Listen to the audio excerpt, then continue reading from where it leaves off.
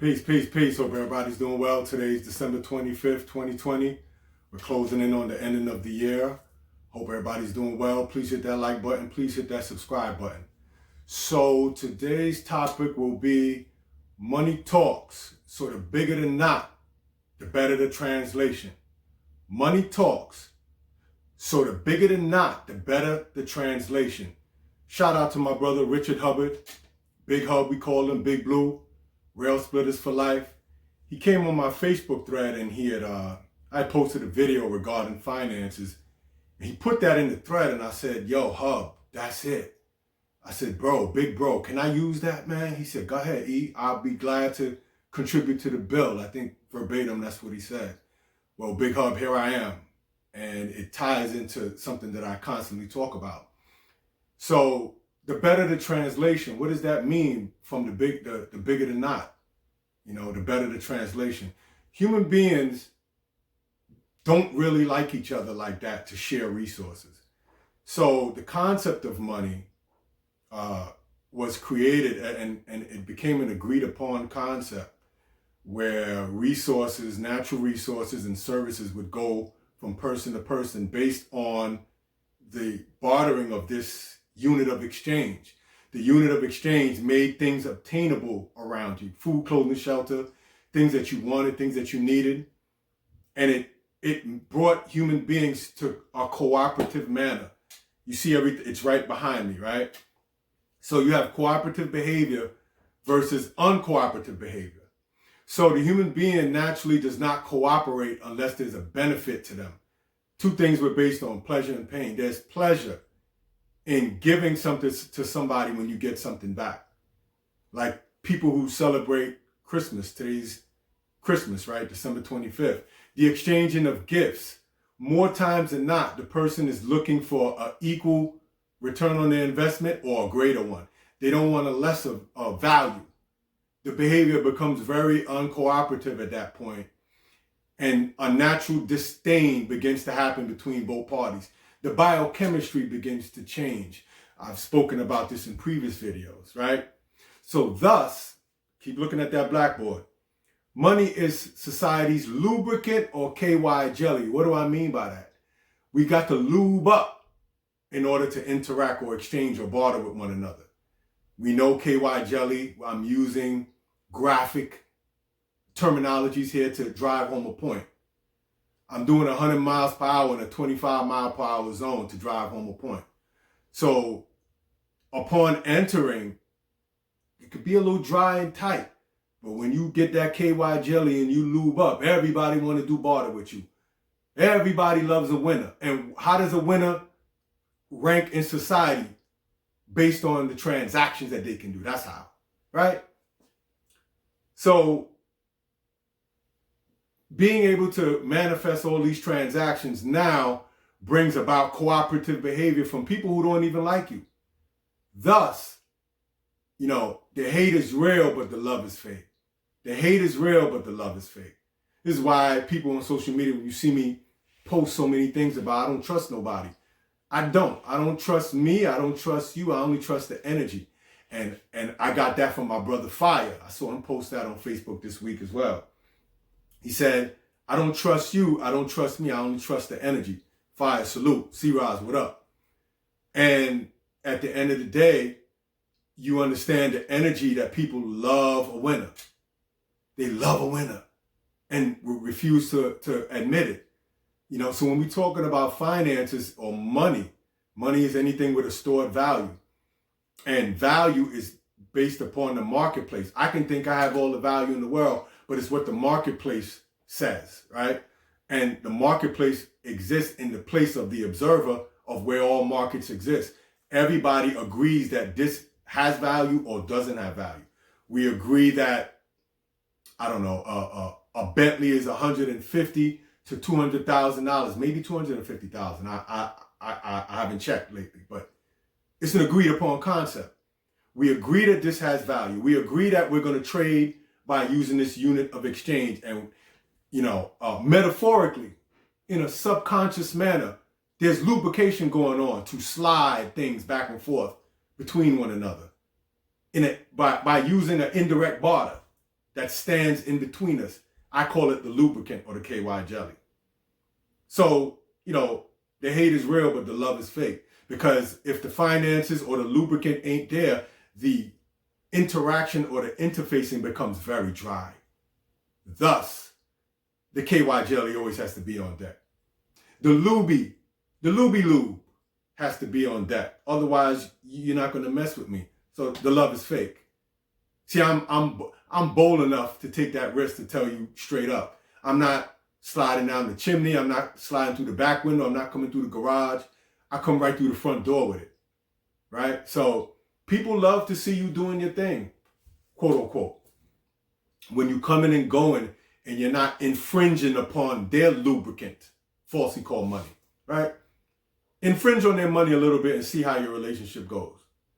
See, so it's, these things are not really up for debate.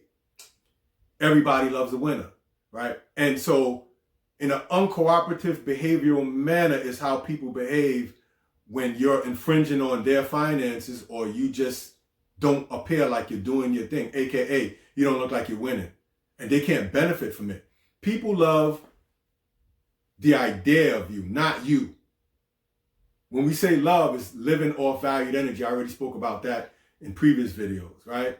So you're living off of how you look like you're doing your thing and how relevant you are. How are you going to be relevant without being able to transact, right? Ecclesiastes chapter 10, verse 19, I've stated this before, says, money is the answer to all things. Well, I say money is the answer to all transactions. It cannot be the answer to all things. I don't even know why that's in the Bible. I don't even know why Solomon wrote that or was inspired to write that, but that's a whole different story. Because it can't buy happiness. It can't buy freedom. It's a hell of a down payment, but it can't buy peace of mind. It can't buy health. It can get you a good specialist to check you out if you're not feeling too well, but it's no guarantee. So thus, it can only bring the transaction. And then let's go deeper. Let's unpack this deeper. The actual debit card, credit card, the actual dollar, the fiat, does it know that it's allowing us to transact? Does it have any awareness or consciousness? No. If we look at the fiat currency created in 1913 by Woodrow Wilson and that whole speculation of Jekyll's Island. So you have 3.61 inches in length, 6.14 inches in width, 0.0049 inches in thickness, and it weighs 1 gram, and it's 25% linen, 75% cotton.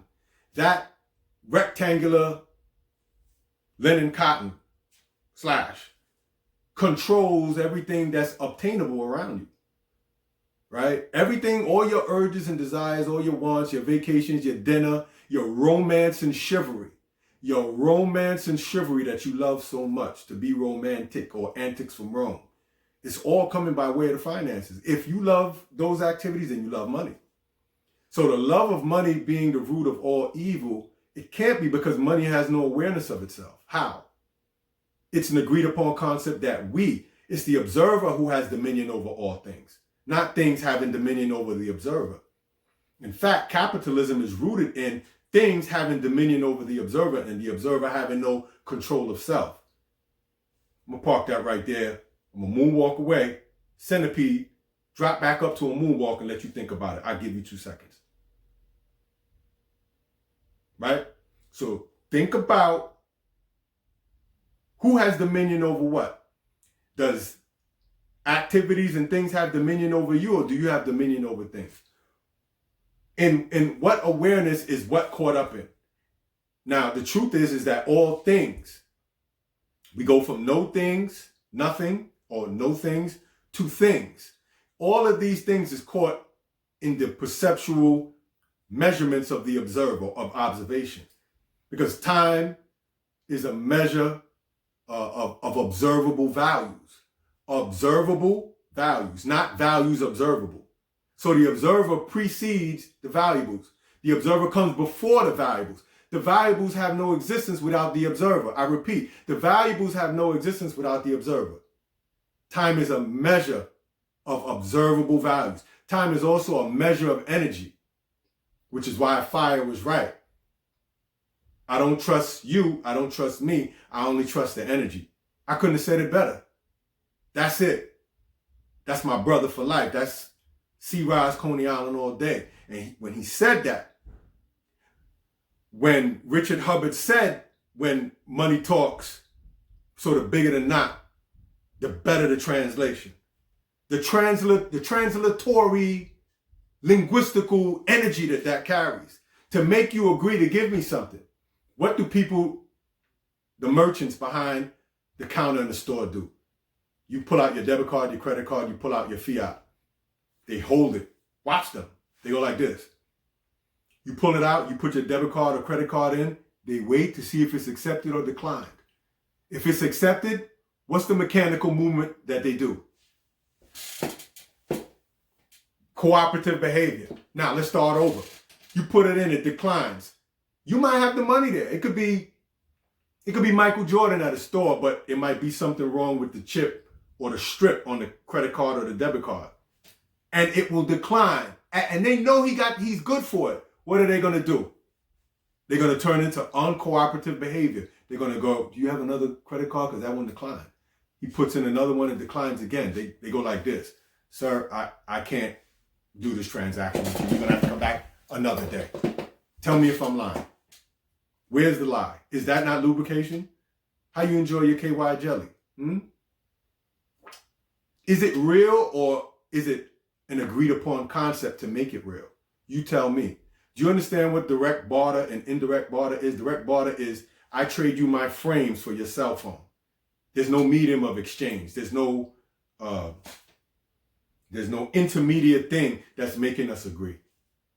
Indirect barter now is what stands in between the barter or the agreed upon concept now. So your cell phone might be an iPhone. It might be worth $1,100, $1,200. My frames might be, I don't know, $700, hypothetically speaking. It's not an equal trade. So now some change got to be given back to me. So then I can take it to another merchant, get real lubey and slippery with him and lube him up. And now goods and services are sliding back and forth between us. There's no dry area. I don't have to break skin upon entry. Did you hear what I just said? I don't have to break skin. So understand it's society's lubricant or KY jelly. And it's none of us were born knowing that we had to use this in order for things to be shared, but we agree out of fear, which is what the fiat means. You know, fiat is to dictate to the people what the actual medium of exchange will be. And if it's so important, then we should all just be able to print it up. Not necessarily digitally, but the actual dollar bill. But that's called counterfeiting, right? Do you know that every 2 years they burn the dollar bill that they print up? I think every 5 years they burn the $20 bill, and every 7 to 8 years they burn the $100 bill. You got millions of people starving on the street that need that to transact, and they burn it and they reprint it up, and they control how much is in circulation. The circulatory aspect of what you and I can have come in as income to create outcome of lubing people up, of making sure that things are obtainable to you and your family and your loved ones. And they burn this, right? And they tell you that it's counterfeiting if you print it up, if I print it up. So, these are things to think about. So again, the bigger the knot, the better the translation. You love that translation. You do. So to tell me that the love of money is the root of all evil, you love money. You love the results of it, right? You love not being told you're denied or declined. You love cooperative behavior, not uncooperative behavior. Look on the marker board. So I created this dissertation, and Richard Hubbard gave me a more abstract perspective to put out there, because we love that translatory energy behind what we call money. You know what I'm saying? So everything that I'm saying is well thought out and it's happening in real time, even if, let's say, I got a lot of haters. I already know, and I love my haters. I love my haters more than I love the people who quote unquote love me. You know what I'm saying? Because I need you to hate so I could use you for your energy. Like 50 Cent said, hustler's ambition. I need you to hate. It's a great thing, because you make me go harder. Because it's one thing to disagree, but people not only want to disagree with you, they want you to fall on your face. That's why I said in the beginning, the point of the story is, the hate is real, but the love is fake. I'm not no fool. This world, this planet, the two environments on the planet that I was raised in, called Coney Island and East Flatbush, Brooklyn, and the rest of the planet has taught me that. You could try to disagree with it, you could try to debunk it, but that's your life as well. It's just whether you realize it or not, or, sometimes we put our head under the sand or under a rock. I don't do that. I'm real. I'm a realist. I'm not an idealist. My big brother Face told me that years ago. He said, EB, I'm a realist. I'm not an idealist. And that stuck with me. So I'm a student of the hydrogen atom, and wherever I grab the lesson from, I grab it. So even if you can't teach me something abstract, you teach me how not to be. You teach me how not to be. And thus, I know how to move forward. Everyone is my teacher, but the ones who taught me powerful lessons, abstract lessons, salute to all of them. So with that being said, I'm going to end on this bell right here. Again, remember, money talks. So the bigger the knot, the better the translation. The bigger the knot, the better the translation. And that's your life, my life, and Kuntu Kente, everybody around you. There's no exemptions from that. Show me where the lie is. So with that being said, let your last endeavor be your best endeavor. I repeat, let your last endeavor be your best endeavor. Close out the year strong, y'all. Salute. Peace.